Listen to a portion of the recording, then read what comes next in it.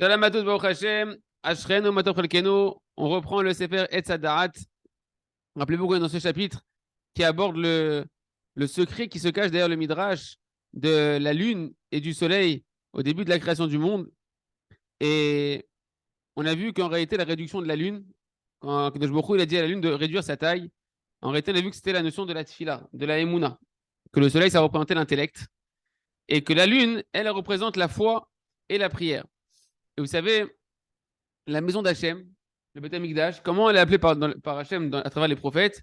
Kibeti Bet Tefila et Karel Echol Hamim. Ma maison est appelée une maison de prière. C'est pas le mur des lamentations, c'est la maison de la prière. C'est l'endroit qui nous rappelle Hachem, qui nous fait prendre conscience d'Hachem et donc qui nous éveille à la prière.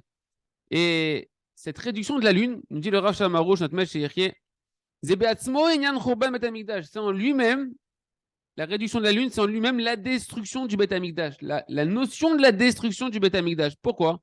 Parce que d'après le Harizal, d'après la Kabbalah, le Hari Akadosh, la destruction du Beth Amikdash, qu'est-ce que ça représente spirituellement parlant pour nous vraiment? Eh bien, c'est le fait que, pas que les pierres et le bois a été brûlés, c'est que la perception, la conscience de la prière a été brûlée dans nos cœurs. Lorsque le Beth Amikdash était présent, chaque juif, le plus simple de tous les juifs, il vivait la prière. La prière était vivante en lui de manière naturelle. Et en particulier à l'époque de Shlomo Amelech, du roi Shlomo, le fils de David, où là, on sait que la lune était constamment pleine. Il y avait la pleine lune. Qu'est-ce que ça représente que durant toute la période de Shlomo Amelech, il y avait une pleine lune? C'est que la lune qui représente la prière, eh ben, la prière était dans son plein éclat et que c'était une partie indispensable de la vie du quotidien de chacun. Tout le Ham Israël, du plus grand au plus petit, avait conscience que l'essentiel du repentir, c'est pas de se mortifier, c'est pas de s'en vouloir, c'est de prier à Kadosh Baruch Hu. C'est de parler à Hachem, la tchouva, c'est parler à Hachem et demander de l'aide à Kadosh Baruch Hu pour pouvoir vaincre ton mauvais penchant. Et petit à petit, avec les générations qui ont suivi, eh ben, la prière a commencé à... La conscience de la prière s'est réduite.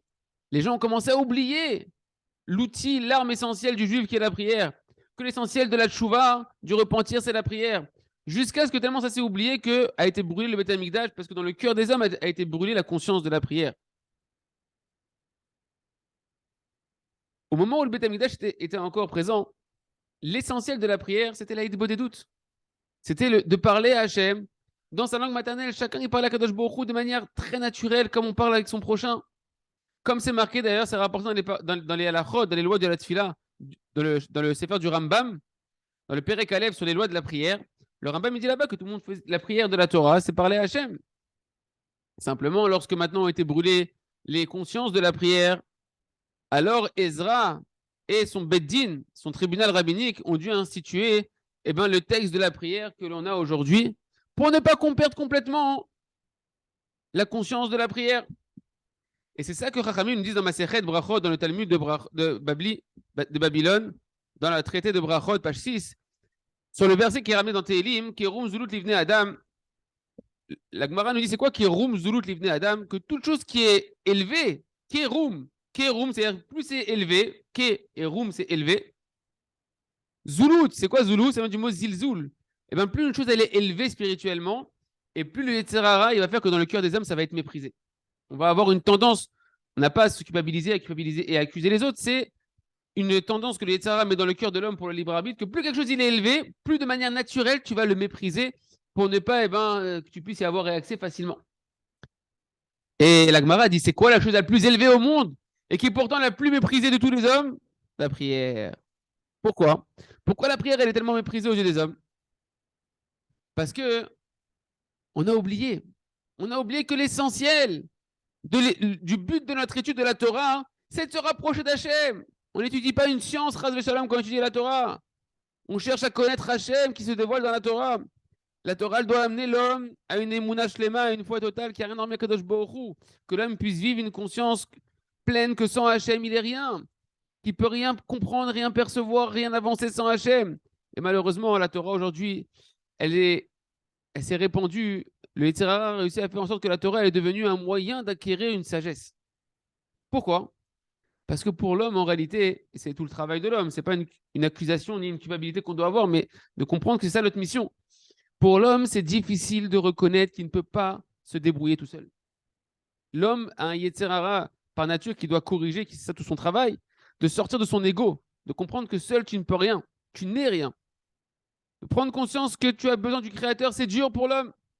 Il préfère faire toutes les ishtadlouyot, tous les efforts, tout seul de son côté, les plus grands et les plus difficiles, plutôt que de se mettre devant prier devant Akadosh Baruch Hu, de reconnaître qu'il a besoin d'Hachem, Mamash, véritablement. Il préfère étudier la Torah plutôt que d'aller prier. Parce qu'encore une fois, même l'étude de la Torah, eh ben, vu que c'est des nouvelles connaissances, c'est une sagesse extraordinaire, eh ben, ça te fait grandir encore la conscience de ton ego, ton orgueil, que tu vois, j'ai appris encore plus, je connais encore plus, je maîtrise encore plus, etc. C'est pourquoi il y a quelqu'un qui rentre dans la tchouva, c'est plus facile pour lui d'étudier que de prier. Prier, quelqu'un qui est dans la Torah, c'est beaucoup plus difficile parce que ça demande un plus grand niveau d'annulation pour l'homme. C'est pas pour rien que Rabbi Nachman il a dit sur lui-même que tout le sujet que je suis venu dévoiler sur terre, c'est la prière. Parce que Rabbi Nachman, il savait et il sait que l'essentiel du manque qu'il y a dans la génération, l'essentiel de ce qui manque pour pouvoir réparer ce monde-là et réparer chacun d'entre nous, c'est la prière, la conscience de la prière. Et plus va se multiplier des gens qui vont commencer à prier avec véritablement une concentration du cœur, avec que ce soit les prières qui sont écrites dans les livres, dans les sidourim, ou bien qui vont aller faire des doutes, parler à Kadosh Baruch Hu, déverser leur cœur devant Kadosh Baruch Hu avec simplicité, plus la Géoula et la réparation de chacun et du monde, elle pourra arriver Berachamim dans la miséricorde. Et tous les tzadikim, ils ont toujours fait une chose extraordinairement grande dans leur cœur de la prière. Tous, ils savaient la grandeur de la prière. Comme c'est marqué dans le Talmud, dans le Zohar HaKadosh, dans les Sfarim, des Rishonim, des Acharonim. Mais Rabbi Nachman, c'est le seul tzadik qui est venu proclamer d'une manière extrêmement forte que dans ce sujet-là, qui est la prière, uniquement de ça dépend toute la réparation des âmes d'Am Israël et de la Géoula et de la délivrance. Rabbi Nachman, il savait qu'il fallait proclamer ça. Mais il veut le proclamer d'une manière extrêmement forte.